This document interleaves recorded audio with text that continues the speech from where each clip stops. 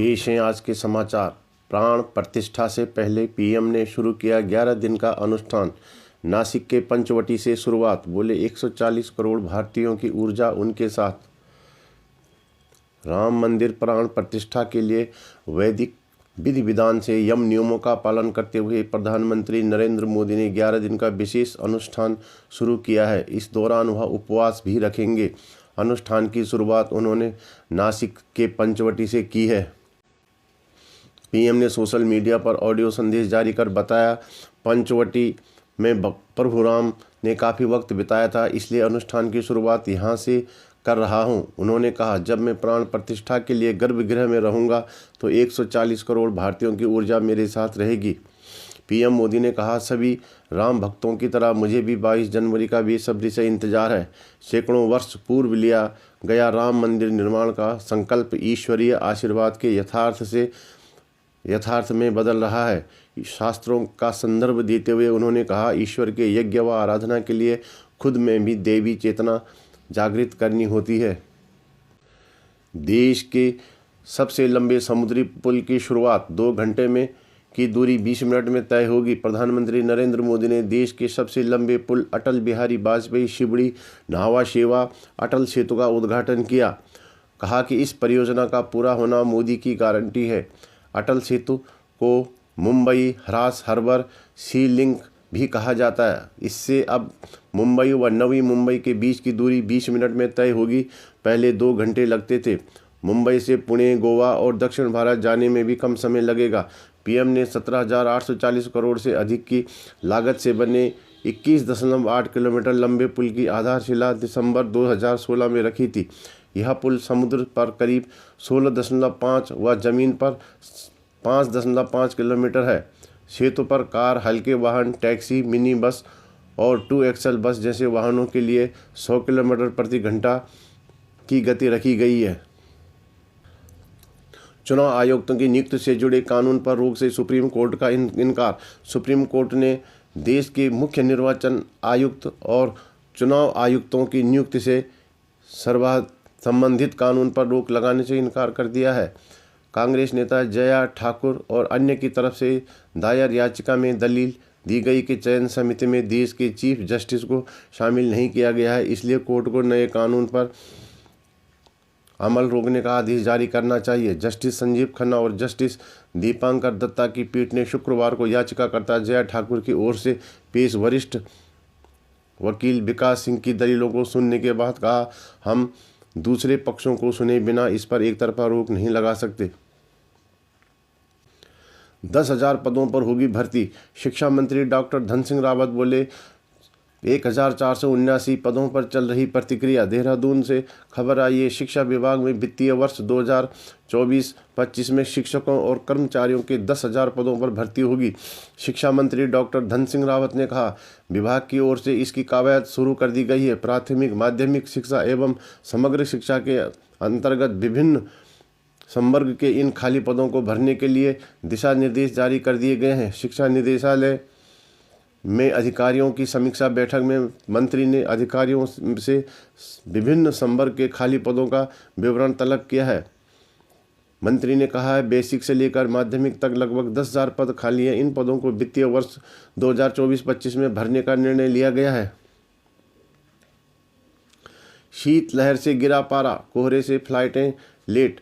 तो देहरादून से खबर आई है, मैदान से लेकर पहाड़ तक शुक्रवार को सीजन का सबसे ठंडा दिन रहा। देहरादून में दिन का अधिकतम तापमान 6 डिग्री गिरने से 13.4 डिग्री सेल्सियस दर्ज किया गया। अगले 4 दिन तक शीतलहर की संभावना है। देहरादून में कई स्थानों पर कोहरा छाया रहा। जौलीग्रांट एयरपोर्ट में दृश्यता बेहद कम होने से सभी विमान 4 से 5 घंटे की देरी से पहुंचे।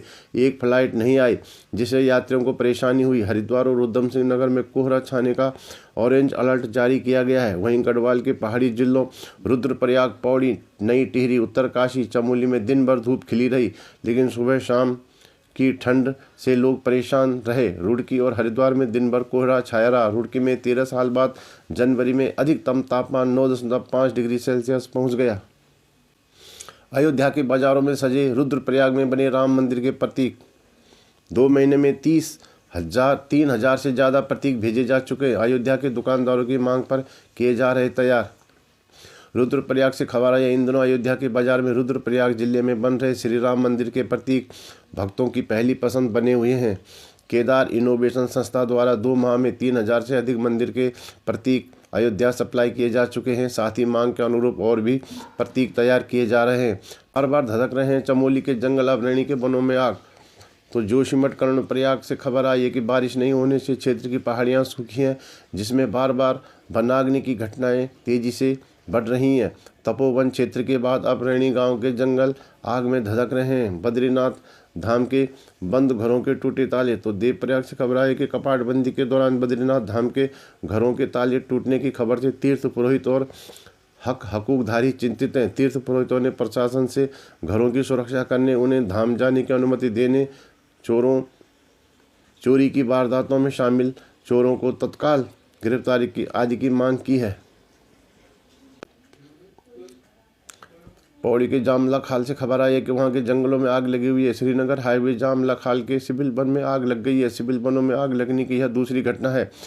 इससे पूर्व ल्वाली घाटी के डांग, नोटियाल और गांव और दीवार गांव के जंगलों में आग लग गई थी। पिंडर रेंज थराली के जंगल भी जले। मध्य पिंडर रेंज थराली और घोठिंडा और जोनीधर के चीड़ के जंगलों में भी आग लगने से सैकड़ों पेड़ पौधे जल गए हैं।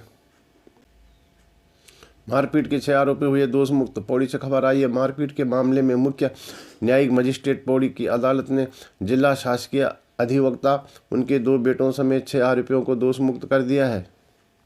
दिल्ली में 5 साल की सबसे सर्द सुबह। कोहरे के कारण 200 ट्रेनें एवं 500 उड़ानें प्रभावित। उत्तर भारत में गलन भरी सर्दी का दौर जारी है।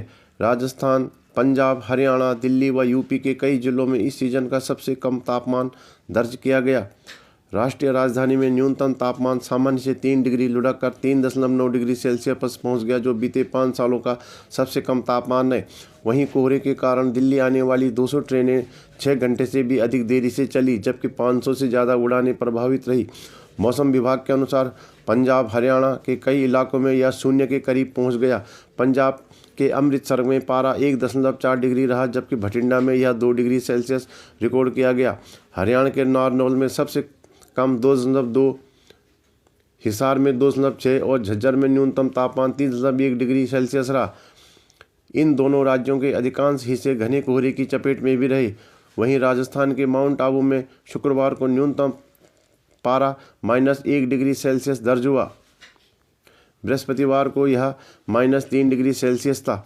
इसके कारण इस प्रसिद्ध पर्यटन स्थल में कई जगह बर्फ की हल्की परत भी नजर आई।